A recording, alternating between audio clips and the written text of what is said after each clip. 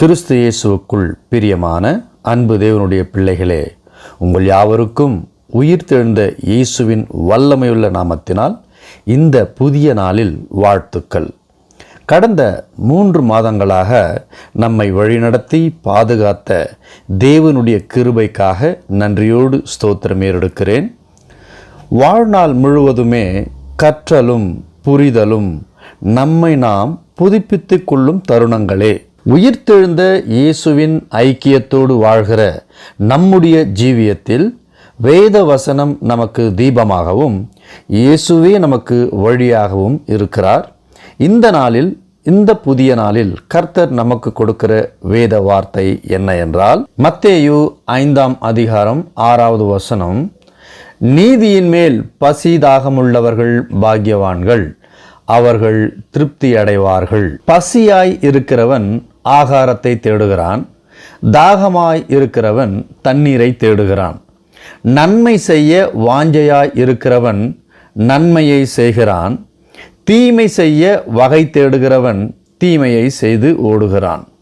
எந்த செயலுக்கும் உள்ளான மன வாஞ்சையும் இருதயத்தின் வேண்டுதல்களே முக்கியமான காரணமாகவும் செயல் ஊக்கியாக இருக்கிறது என்றால், இருதயத்தின் எண்ணங்களே எல்லா செயல்களுக்கும் முக்கியமான காரணங்களாக இருக்கிறது. ஆண்டவராகிய இயேசு திரளான ஜனங்களை கண்டு மலையின் மேல் ஏறினார்.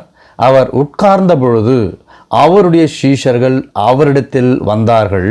அப்பொழுது அவர் தமது வாயை திறந்து அவர்களுக்கு உபதேசித்து சொன்னது என்னவென்றால், எப்பொழுதும் திரளான ஜனங்கள் இயேசுவின் பின்னாக இருந்தார்கள்.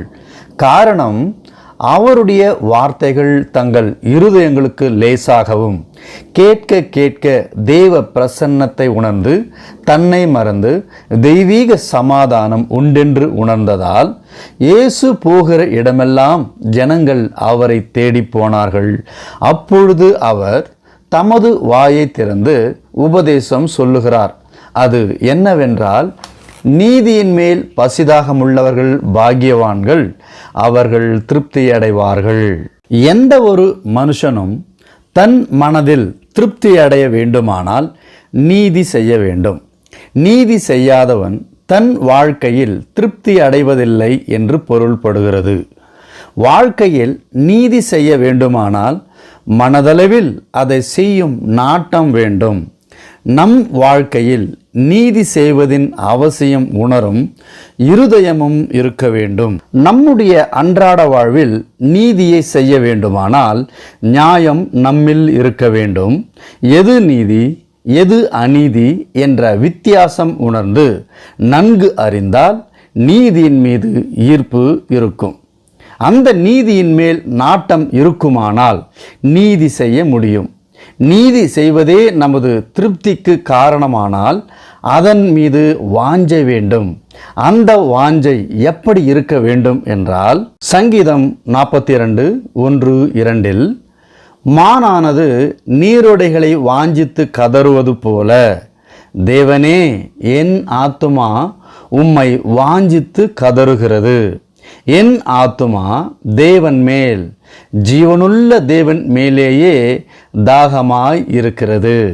மானானது தன் தாகத்திற்காக நீரோடைகளையும் ஆறுகளண்டையிலும் தண்ணீர் உள்ள இடம் தேடி ஓடுகிறதைப் போல், அவரை நமது இரட்சகர் என்று நம்பும் பிள்ளைகள் நீதியானதை செய்வதில் மானை போல மன வாஞ்சையையும், நீரண்டைக்கு வந்து நீரை பருகுவது போலவே நீதியை தேடி நீதியை செய்ய வேண்டும். அப்பொழுதே நம்முடைய ஆத்துமா திருப்தி அடையும் என்று ஆண்டவராகிய இயேசு தம்மை தேடி வருகின்ற ஜனங்களுக்கு உபதேசம் செய்து கொண்டிருக்கிறார். இந்த உபதேசம் 2000 ஆண்டுகளுக்கு முன்பு வாழ்ந்த மக்களுக்கு சொன்னார் என்றால் நமக்கானதா என்ற கேள்வி வரலாம். அது அந்த காலம்.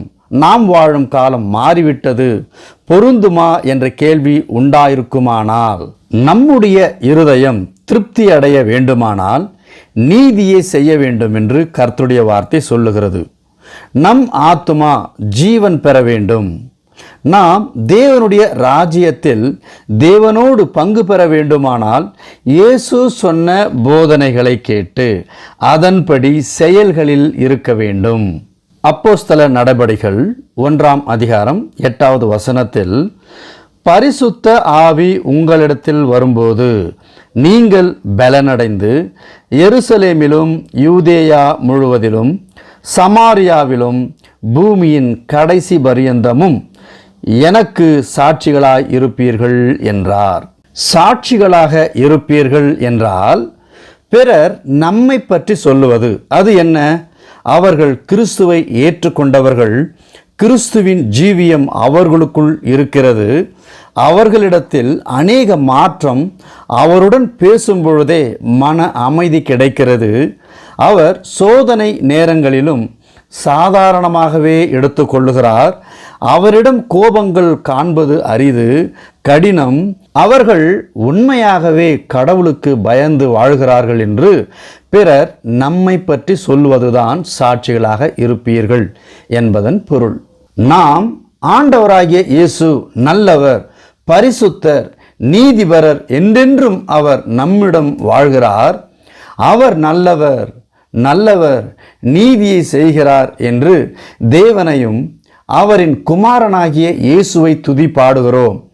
அவரை நம்பி ஏற்றுக்கொண்ட நாம் நல்லவனா, நீதியை செய்கிறேனா என்ற கேள்வியை நாம் கேட்டுக்கொள்வதன் அவசியம்தான். மத்தேயு 5ஆம் அதிகாரம் 6வது வசனம், நீதியின் மேல் பசிதாகமுள்ளவர்கள் பாக்கியவான்கள், அவர்கள் திருப்தி அடைவார்கள். சங்கீதம் 4ஆம் அதிகாரம் 6வது வசனம், எங்களுக்கு நன்மை காண்பிப்பவன் யார் என்று சொல்லுகிறவர்கள் அநேகர். கர்த்தாவே, உம்முடைய முகத்தின் ஒளியை எங்கள் மேல் பிரகாசிக்க பண்ணும். நம்முடைய வாழ்வு, நம்முடைய ஆத்துமா தேவனுக்கு முன்பாக பிரகாசிக்க வேண்டுமானால் மத்தேயு 5ஆம் அதிகாரம் 39வது வசனம், நான் உங்களுக்கு சொல்லுகிறேன், தீமையோடு எதிர்த்து நிற்க வேண்டாம். ஒருவன் உன்னை வலது கன்னத்தில் அறைந்தால் அவனுக்கு மறு கன்னத்தையும் திருப்பிக் கொடு. தீமையோடு எதிர்த்து நிற்க வேண்டாம். அதற்கு என்ன பொருள் என்றால், துர்மார்க்கத்தில் நம் நண்பர்கள் இருக்கிறார்கள் என்றால் அவர்களுடன் பழகிக்கொண்டே நாம் நம்முடைய நல்ல ஜீவியத்தில் வாழ முடியாது. ஒளியின் பிள்ளைகள் வேறு, இருளின் பிள்ளைகள் வேறு. என்னோடு தீயவர்கள் இருந்தாலும் நான் நல்லவனாகவே வாழ்வேன். என்னுடைய நண்பர்கள் துர்மார்க்கத்தில் இருந்தாலும் என்னை நல்லவன் என்று நான் நிரூபிப்பேன் என்ற சிந்தனையும் நினைவுகளும் நிஜமானது அல்ல. தீமை என்று கண்டாயானால் அந்த இடம் நமக்கு பொருத்தமல்ல. இடம் விட்டு நல்ல இடத்திற்கு செல் என்பதே தீமையோடு எதிர்த்து நிற்க வேண்டாம். ஒருவன் உன் கன்னத்தில் அறைந்தால் அவனுக்கு மறு கன்னத்தையும் திருப்பிக் கொடு என்றால், உன்னை இன்னொரு முறையும் அடிக்க நினைக்கிறவன் நீதியை செய்ய துணிகிறவன் அல்ல. அவனிடம் நிற்காதே, அவனை விட்டு விலகி செல் என்பதே நாம் அதனுடைய பொருளை அறிந்து கொள்ள வேண்டும்.